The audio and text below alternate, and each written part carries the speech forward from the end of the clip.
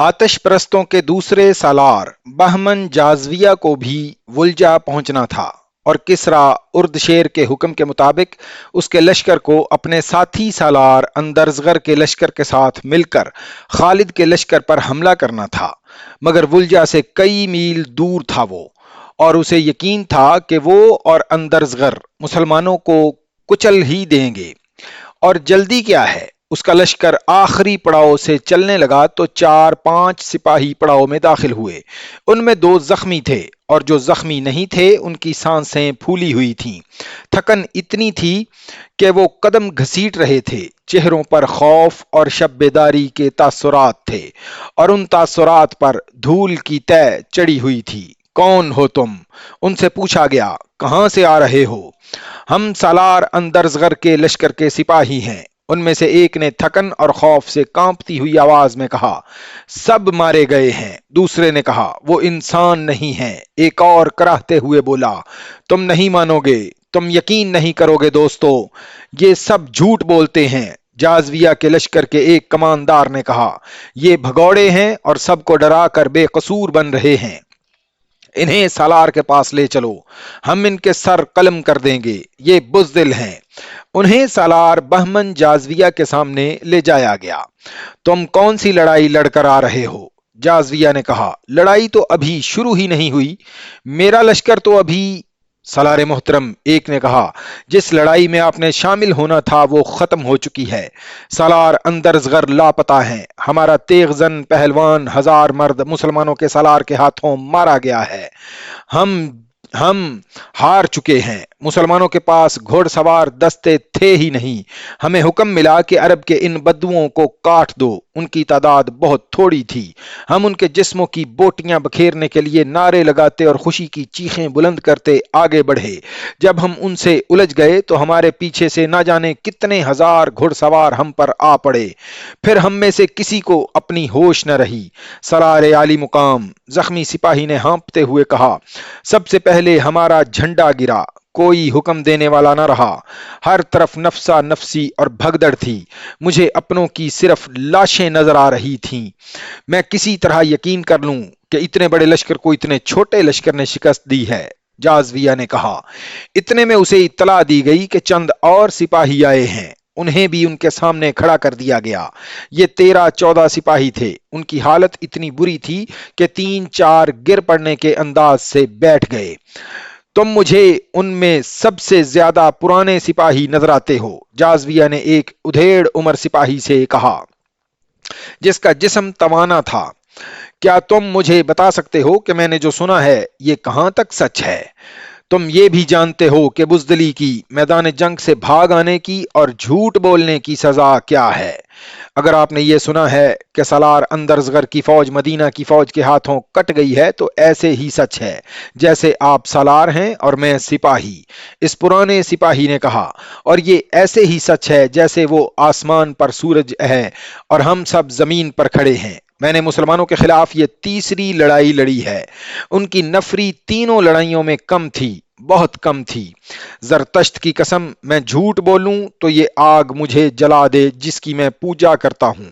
ان کے پاس کوئی ایسی طاقت ہے جو نظر نہیں آتی، ان کی یہ طاقت اس وقت ہم پر حملہ کرتی ہے جب انہیں شکست ہونے لگتی ہے۔ مجھے اس لڑائی کا بتاؤ، سالار بہمن جازویہ نے کہا۔ تمہارے لشکر کو شکست کس طرح ہوئی؟ اس سپاہی نے پوری تفصیل سے سنایا کہ کس طرح مسلمان اچانک سامنے آ گئے اور انہوں نے حملہ کر دیا اور اس کے بعد یہ مارکا کس طرح لڑا گیا۔ ان کی وہ جو طاقت ہے جس کا میں نے ذکر کیا ہے، سپاہی نے کہا، وہ گھوڑ سوار دستے کی صورت میں سامنے آئی۔ اس دستے میں ہزاروں گھوڑے تھے، ان کے حملے سے پہلے یہ گھوڑے کہیں نظر نہیں آ رہے تھے، اتنے 1000 گھوڑوں کو کہیں چھپایا نہیں جا سکتا۔ ہمارے پیچھے دریا تھا، گھوڑے دریا کی طرف سے آئے اور ہمیں اس وقت پتا چلا جب مسلمان سواروں نے ہمیں کاٹنا اور گھوڑوں تلے روندنا شروع کر دیا۔ عالی مقام، یہ ہے وہ طاقت جس کی میں بات کر رہا ہوں، تم میں ایمان کی طاقت ہے۔ خالد اپنے لشکر سے خطاب کر رہے تھے، یہ خدائے وحدہ لا شریک کا فرمان ہے کہ تم میں صرف 20 ایمان والے ہوئے تو وہ 200 کفار پر غالب آئیں گے، آتش پرستوں کا لشکر ان کے ساتھی عیسائی بھاگ کر دور نکل گئے تھے۔ میدان جنگ میں لاشیں بکھری ہوئی تھیں اور ایک طرف مال غنیمت کا انبار لگا ہوا تھا۔ خالد اس انبار کے قریب اپنے گھوڑے پر سوار اپنی فوج سے خطاب کر رہے تھے۔ خدا کی قسم، خالد کہہ رہے تھے، قرآن کا فرمان تم سب نے عملی صورت میں دیکھ لیا ہے۔ کیا تم آتش پرستوں کے لشکر کو دیکھ کر گھبرا نہیں گئے تھے؟ آنے والی نسلیں کہیں گی کہ یہ کمال خالد بن ولید کا تھا۔ اس نے اپنے سواروں کو چھپا کر رکھا ہوا تھا اور انہیں اس وقت استعمال کیا جب دشمن مسلمانوں کو کاٹنے اور کچلنے کے لیے آگے بڑھ آیا تھا۔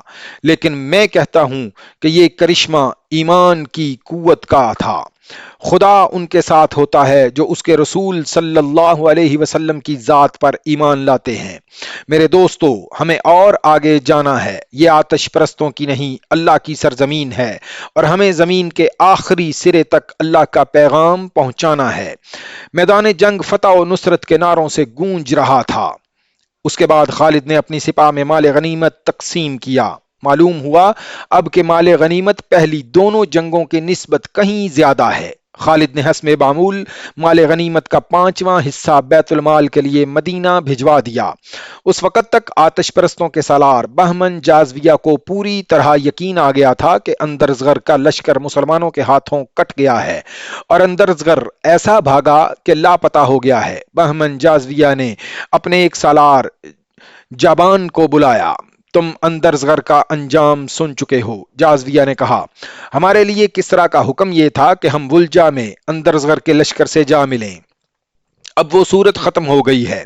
کیا تم نے سوچا ہے کہ اب ہمیں کیا کرنا چاہیے؟ ہم اور جو کچھ بھی کریں، جابان نے کہا، ہمیں بھاگنا نہیں چاہیے۔ لیکن جازویہ نے کہا، ہمیں اب کوئی کاروائی اندھا دھند بھی نہیں کرنی چاہیے۔ مسلمان ہمیں تیسری بار شکست دے چکے ہیں۔ کیا تم نے محسوس نہیں کیا کہ وہ وقت گزر گیا جب ہم مدینہ کے لشکر کو صحرائی لٹیرے اور بدو کہا کرتے تھے؟ اب ہمیں سوچ سمجھ کر آگے بڑھنا ہوگا۔ ہماری ان تینوں شکستوں کی وجہ صرف یہ معلوم ہوتی ہے کہ ہمارا جو بھی سالار مدینہ والوں سے ٹکر لینے گیا وہ اس انداز سے گیا جیسے وہ چند ایک صحرائی قزاقوں کی سرکوبی کے لیے جا رہا ہو۔ جابان نے کہا، جو بھی گیا وہ دشمن کو حقیر اور کمزور جان کر گیا۔ ہماری آنکھیں پہلی شکست میں ہی کھل جانی چاہیے تھیں، لیکن ایسا نہ ہوا۔ آپ نے بھی تو کچھ سوچا ہوگا۔ سب سے پہلی سوچ تو مجھے یہ پریشان کر رہی ہے، جازویہ نے کہا، کہ کسرا اور اردشیر بیمار پڑا ہے۔ میں جانتا ہوں اسے پہلی دو شکستوں کے صدمے نے بستر پر ڈال دیا ہے۔ ایک اور شکست کی خبر اسے لے ڈوبے گی۔ یہ بھی ہو سکتا ہے کہ اس شکست کی خبر پہنچانے والے کو وہ قتل ہی کرا دے۔ لیکن جابان نے کہا، ہم کسرا کی خوشنودی کے لیے نہیں لڑ رہے، ہم زرتشت کی عظمت اور آن کی خاطر لڑ رہے ہیں۔ میں تم سے ایک مشورہ لینا چاہتا ہوں جابان، جازویہ نے کہا، تم دیکھ رہے ہو کہ کسرا نے ہمیں جو حکم دیا تھا وہ بے مقصد ہو چکا ہے۔ میں مدائن چلا جاتا ہوں، کسرا سے نیا حکم لوں گا۔ میں اس کے ساتھ کچھ اور باتیں بھی کرنا چاہتا ہوں۔ اسے بھی یہ کہنے کی عادت ہو گئی ہے کہ جاؤ اور مسلمانوں کو کچل ڈالو۔ اسے ابھی تک کسی نے بتایا نہیں کہ جنگی طاقت صرف ہمارے پاس نہیں۔ میں نے مان لیا ہے کہ لڑنے کی جتنی اہلیت اور جتنا جذبہ مسلمانوں میں ہے وہ ہمارے ہاں ناپید ہے۔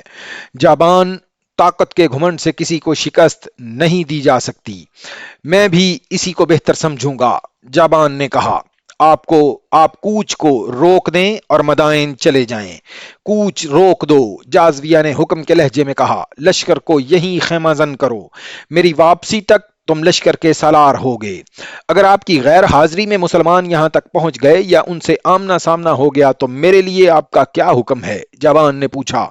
کیا میں ان سے لڑوں یا آپ کے آنے تک جنگ شروع نہ کروں؟ تمہاری کوشش یہ ہونی چاہیے کہ میری واپسی تک تصادم نہ ہو، جازویہ نے کہا۔ آتش پرستوں کے لشکر کا کوچ روک کر اسے وہیں خیمہ زن کر دیا گیا اور بہمن جازویہ اپنے محافظ دستے کے چند ایک گھڑ سواروں کو لے کر مدائن روانہ ہو گیا۔